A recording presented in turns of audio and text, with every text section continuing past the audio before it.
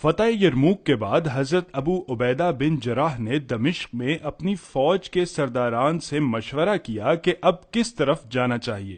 تمام کی رائے اس بات پر متفق ہوئی کہ اس دو مقام یعنی کیساریہ اور بیت المقدس میں سے کسی ایک طرف فوج کشی کرنی چاہیے۔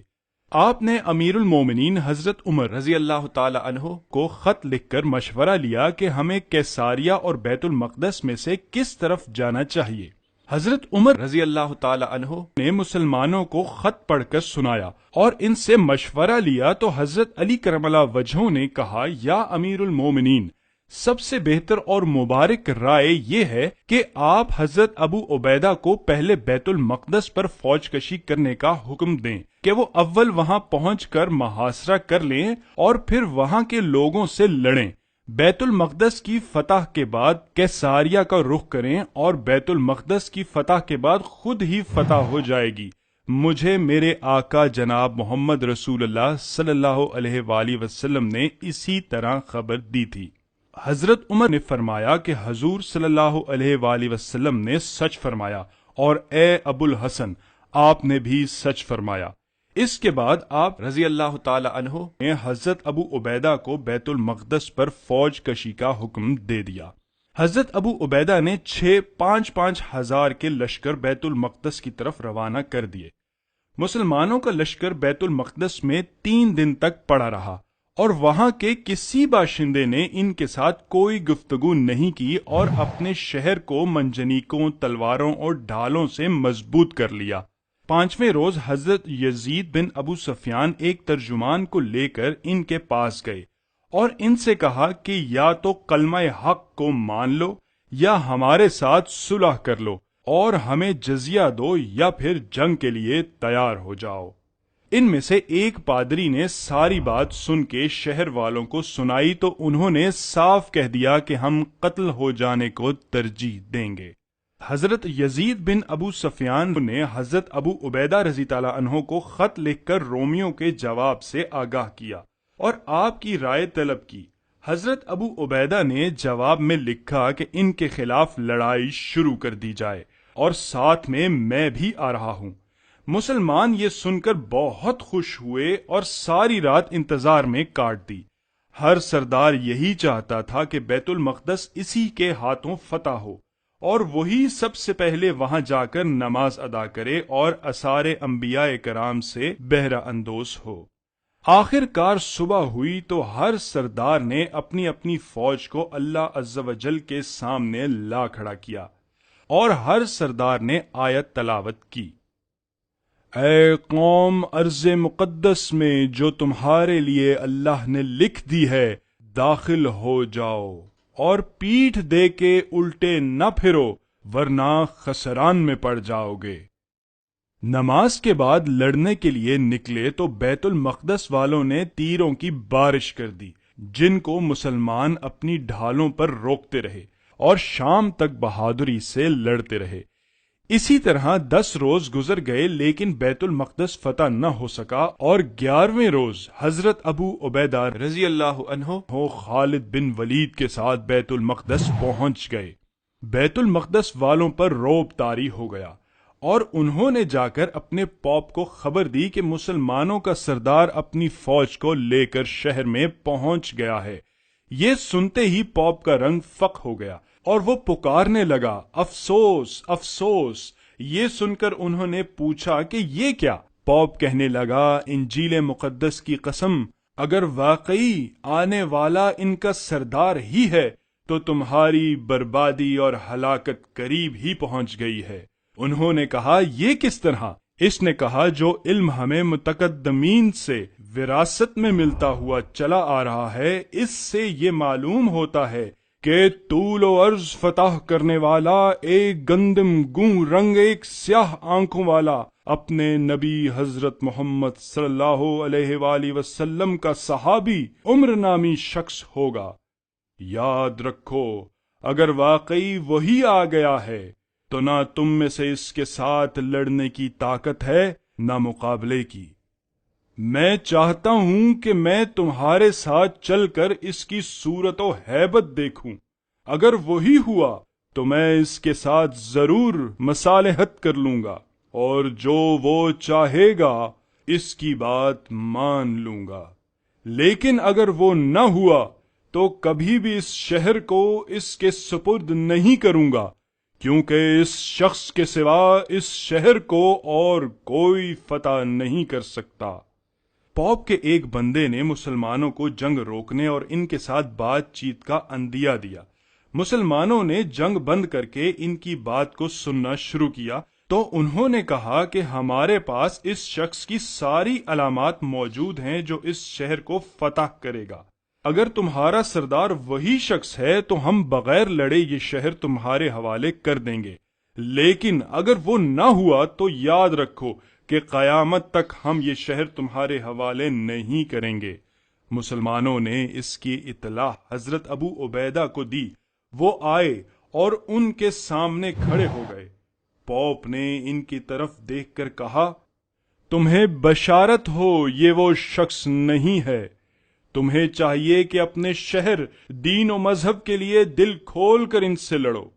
سخت سردی کے باوجود مسلمان بہادری کے ساتھ تقریباً 4 ماہ تک لڑتے رہے اور محاصرہ جاری رکھا۔ اہلیان بیت المقدس نے جب یہ سختی دیکھی تو انہوں نے اپنے پوپ سے گزارش کی کہ ہمارا بہت نقصان ہو رہا ہے، آپ ایک دفعہ ان سے بات کر کے دیکھیں کہ آخر چاہتے کیا ہیں۔ اگر بات ماننے والی ہوئی تو مان لیں، ورنہ ایک ہی دفعہ دروازے کھول کر ان سے جنگ کریں، یا انہیں مار دیں یا خود کٹ مر جائیں۔ پوپ نے بات مان لی اور آ کر حضرت ابو عبیدہ رضی اللہ تعالی عنہ سے بات کرنے کی خواہش ظاہر کی۔ پوپ نے حضرت عبیدہ سے کہا کہ آخر تم لوگ ہم سے کیا چاہتے ہو؟ یاد رکھو یہ شہر بہت مقدس ہے، جو اس کی طرف بری آنکھ سے دیکھے گا تو اس پر اللہ کا عذاب نازل ہو جائے گا۔ حضرت ابو عبیدہ رضی تعالی عنہ نے فرمایا، یہ شہر واقعی مقدس ہے اور ہم اس سے واقف ہیں۔ ہمارے پیارے نبی صلی اللہ علیہ وآلہ وسلم بھی اسی شہر سے اللہ سے ملنے آسمانوں پر تشریف لے کر گئے تھے۔ یہی شہر انبیاء کا معدن اور وصال حق کے بعد ان کا مسکن رہا ہے۔ ہمیں اس شہر کا تم سے زیادہ استحقاق ہے۔ ہم تم سے تب تک لڑیں گے جب تک اللہ ہمیں اس کا مالک نہ بنا دے۔ پوپ نے کہا، آخر تم چاہتے کیا ہو؟ حضرت عبیدہ رضی تعالی عنہ نے کہا، 3 باتوں میں سے ایک بات مان لو، یا تو کلمہ توحید کے قائل ہو جاؤ، یا ہماری سرپرستی میں رہ کر جزیہ دیتے رہو، یا پھر ہمارے ساتھ جنگ کرو۔ پوپ نے کہا، اگر تم ہمارے شہر کا 20 سال بھی محاصرہ کر کے رکھو، پھر بھی ہم پر فتح نہیں پا سکتے۔ اسے صرف ایک ہی شخص فتح کر سکتا ہے جس کی تمام علامات ہماری کتابوں میں موجود ہیں۔ آپ رضی اللہ تعالی عنہ نے پوچھا کہ وہ کیا علامات ہیں؟